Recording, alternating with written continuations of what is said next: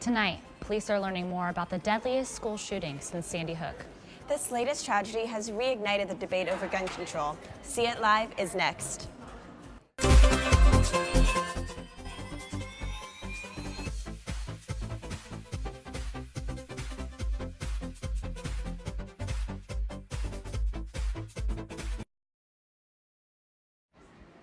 Police say 5 classrooms were ambushed in the attack that killed 17 and injured another 15 in Parkland, Florida.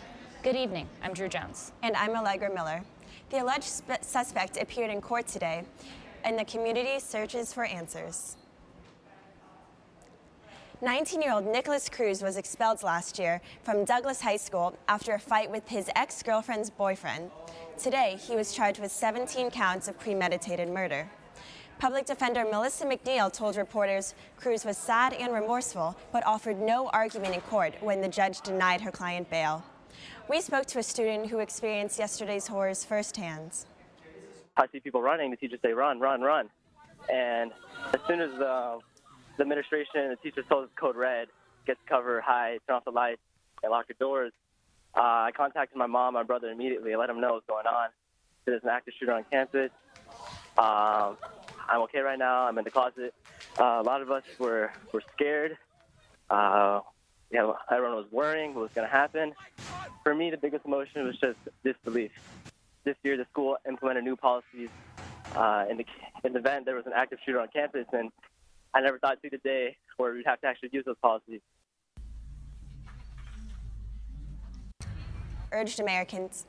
President Donald Trump urged Americans to come together in the wake of the tragedy. We are all joined together as one American family, and your suffering is our burden also. No child, no teacher should ever be in danger in an American school. The president says he's planning to visit Parkland, Florida in the coming days. The gunman in yesterday's shooting used an AR-15 semi-automatic rifle, a gun the NRA calls the most popular rifle in America. AR-15 stands for Armalite Rifle after the company that created it. The gun is the semi-automatic version of the U.S. military's M16 rifle. AR-15 shoot 45 high-velocity rounds per minute. Yesterday's shooter used the firearm with several standard 30-round magazines. AR-15 rifles were the primary weapons used in 8 of the most deadly mass shootings in the last 6 years. Gunmen used AR-15 rifles in the San Bernardino, Las Vegas, Orlando, Aurora, Colorado, Sutherland Springs, Texas, and Sandy Hook shootings. The tragedy in Parkland also reignited the debate over gun control. Former President Obama took to Twitter to voice his frustration, saying, "We are grieving with Parkland, but we are not powerless. Caring for our kids is our first job, and until we can honestly say that we're doing enough to keep them safe from harm, including long overdue common sense gun safety laws that most Americans want, then we have to change." Annenberg Media's Tanvi Varma shows us the gun debate is heating up. Yesterday's shooting is the deadliest mass shooting so far this year. The gun control debate heats up after every mass shooting. Some argue for stricter gun laws, while others point to mental health resources.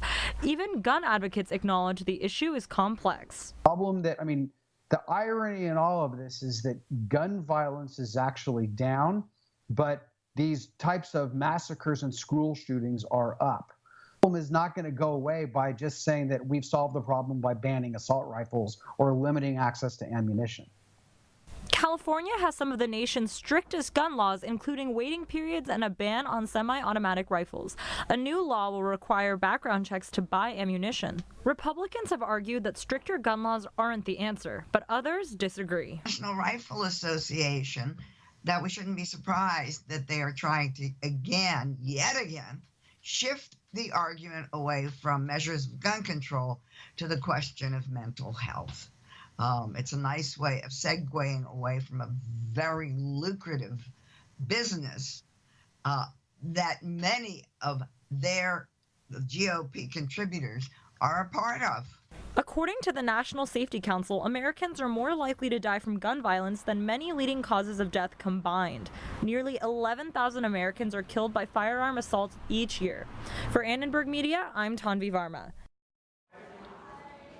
Here on campus, the USC College Democrats are holding an event on gun violence in America.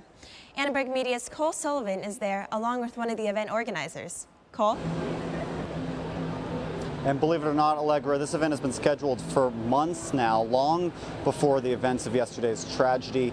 And it's the featured speaker tonight is actually the father of a victim of a school shooting that happened at UCSB back in 2014. One of the organizers of the event, Roberto Perez, is here with me now. And Roberto, I want to ask you, what impact are yesterday's events going to have on your discussion tonight? Well, obviously it makes the discussion more timely, and as you said, we scheduled this in the wake of the Vegas shooting back last year. So it's just a testament to how severe the issue is that we have another shooting so close to our event that we scheduled so long ago. And what do you hope happens, just in a couple words, after this event tonight in the political sphere? Well, for our club here, we hope that our members will be motivated to get involved and help support action to curb gun violence. And nationally, I think the hope is that the Republicans come to their senses and join Democrats in passing some legislation. But until then, until we can retake the Congress. And so that event, the USC College Democrat event, is going to start at 7 right here behind me at Campus Center. Reporting live from USC's campus, I'm Cole Sullivan for Annenberg Media. An act of violence needs 3 major components to be called terrorism. There needs to be a threat of violence specifically targeted at civilians, and it has to be politically motivated. Dr. Earl Suthers is a former FBI agent and an expert on terrorism. He says there are links between mental illness and terrorism in these mass shootings. I think there's a huge hesitancy to call people terrorists, particularly if they are American, particularly if they are not ethnic or religious minorities. We see that all the time. If you look at the data will tell you that by and large, almost 3/4 of your acts in the last decade have been perpetrated by white supremacists. Dr. Suthers says law enforcement may in fact call yesterday's shooting an act of terrorism, given the suspect's allegiance to a white nationalist organization. Now let's check in with Annenberg Media's Charlotte Scott, who has more on the reaction to the shooting on social media. The response to the Florida shooting has been overwhelming on Twitter. A USC public relations professor says the response is different to other shootings because it's more about a call to action. Between the Texas church shooting and the Florida shooting yesterday, when we look at a 2-day period, the day of the shooting and the day after, the volume on the Florida shooting is substantially higher. In Texas for the 2 days, it was about 922,000 tweets talking about the shooting. As of today, we're at 3.1 million tweets so far about the Florida shooting. The top 3 hashtags within the Twitter stream are all in demanding gun control, which we did not see in Texas. A social media expert says that users need to react to suspicious activity online and be the first responders. This is a situation where the person did not fly under the radar. This person was known to have issues and known by that school. And so I wish that they had taken the extra step to look at the social media at the time that the problems first were at a crisis level, which would have been a year ago when he was expelled. All of the platforms have teams of people who look through social media posts and find things that violate the standards, and they remove that content, and they will sometimes even suspend or ban users. Professor North said that big companies like Instagram and Snapchat also have trust and safety teams that will report suspicious content to law enforcement officials. Back to you, Allegra. After an active shooter scare rattled USC last fall, many students said they felt unprepared. We spoke to DPS Lieutenant Pablo Ayola to find out what to do in an active shooter situation.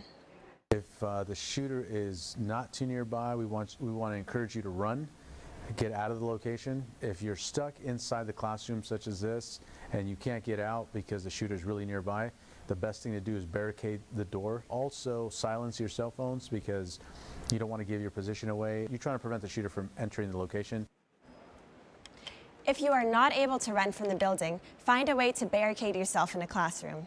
Secure the door using chairs, desks, and other furniture. Door stops can also be used to prevent the door from opening. Once the door is secure, students should spread out and not huddle together. One of the lessons learned from the Fertitta incident was that, well, it seemed most of the students understood the concept of run, hide, fight. We found that many of the faculty did not. As it is now, it's voluntary, but it may be in the future that all new employees are required to watch the training video. The issue of student safety was also addressed today by LA Unified Police. For more on that, let's go to Annenberg Media's Trevor Sohaki. The LA school police chief assured parents today that students are safe on district campuses, but he warned parents to pay closer attention to their kids.